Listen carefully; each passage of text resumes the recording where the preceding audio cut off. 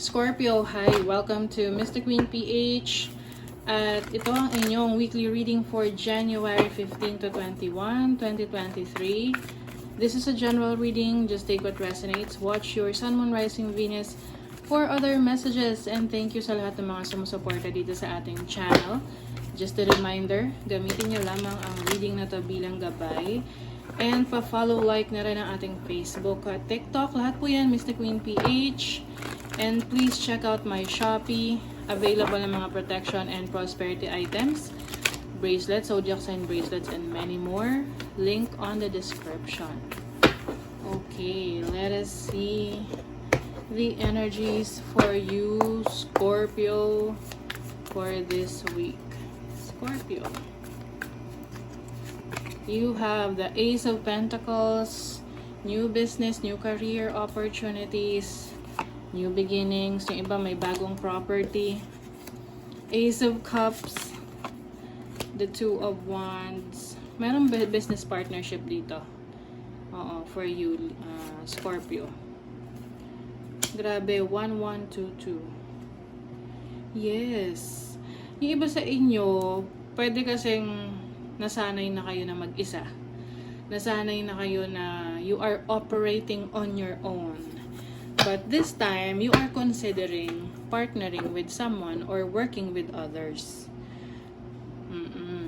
Kung ano man tong plano mo, mga projects mo, mga gusto mong i-pursue sa buhay.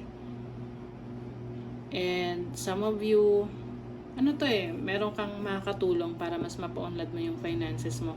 Yung tipong may current job ka ngayon or stable income, tapos gusto mo pang palawakin yung sources of income mo. So, pwedeng i-involve mo ang mahal mo sa buhay, like parents mo, kapatid mo, or your romantic partner, na magnegosyo or tulungan ka sa iba pang proyekto na gusto mong ma-achieve, no? Okay. You have the Seven of Wands, the Nine of Swords, and the Knight of Wands. So actually, hindi siya madali, no? Lalo na't nagsisimula pa lang. Oo, makaka-experience ka dyan ng stress, maraming ka lang asikasuhin. Oo. Pero ang importante, alam mo sa sarili mo na gusto mo talaga yan. Sigurado ka sa ginagawa mo. Kumbaga, alam mo yung ginagawa mo. And ang sa'yo rito, ang magpupush sa'yo forward is yung passion mo, no? Yung the fire in you na talaga bang gusto mo yan, 'di ba?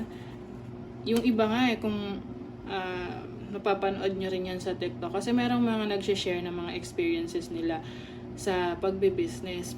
Yung iba, meron silang current job, and then nag-start sila ng iba pang negosyo, and then naging struggle sa kanila yan kasi nagtatrabaho sila, and at the same time meron din silang inaasikasong business. So, struggle talaga yan. So, some of you, yun yung maaari nyong ma-experience. Kaya nga, you might want to consider na having someone na meron kang mapagkakatiwalaan, no?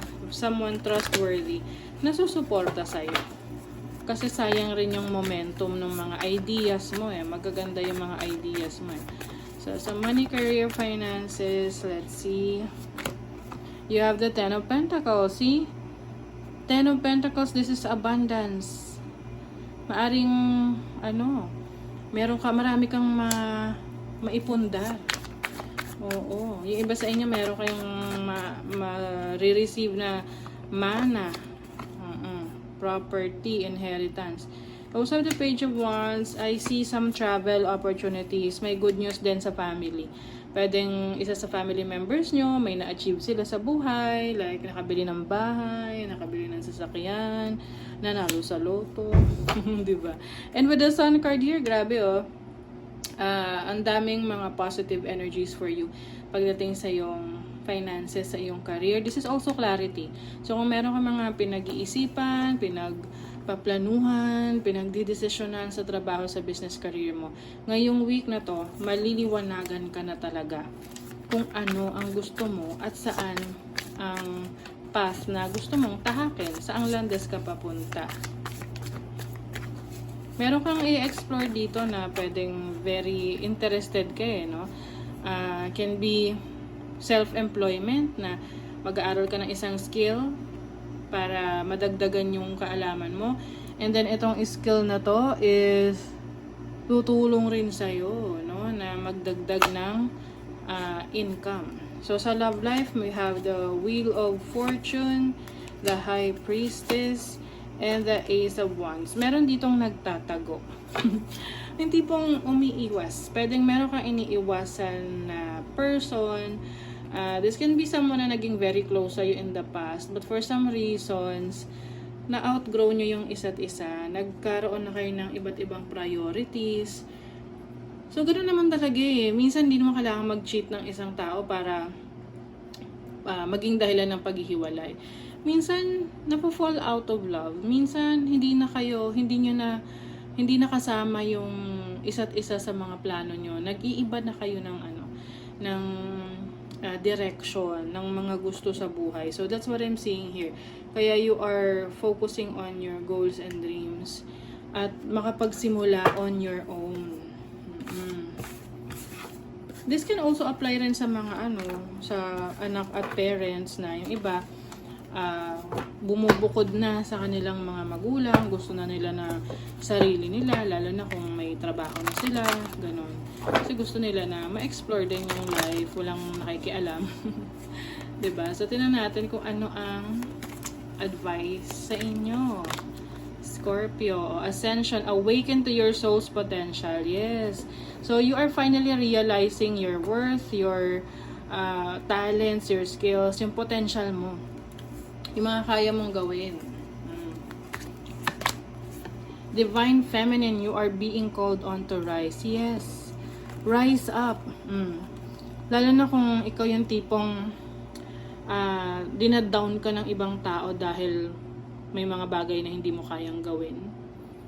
Parang may namaliit ka na, ay, ganito lang yan, ganito ka lang. So, ngayon, sinasabi ng universe, bumangon ka, iangat mo yung sarili mo, huwag mong hayaan na tapak-tapakan ka lang ng ibang tao. Step into your own power. And then, you also have the Giraffe. This is the bigger picture. Take a step back and gather your thoughts and feelings. So, ito yung hindi padalos-dalos sa mga desisyon, sa mga actions. Kailangan din mas malawak yung yung pananaw mo, lawakan mo yung isip mo bago ka mag-decide kasi minsan pag nahaluan siya ng emotions yung mga desisyon natin, minsan nare-realize natin na mali pala yun. Oo, nagsisisi tayo. Okay? So, that is your reading, Scorpio. Kung nagustuhan nyo ito, nakaresonate kayo, mag-comment kayo dyan. Like, share, subscribe para lagi kayong updated sa ating mga readings. Thank you so much, Scorpio. See you again.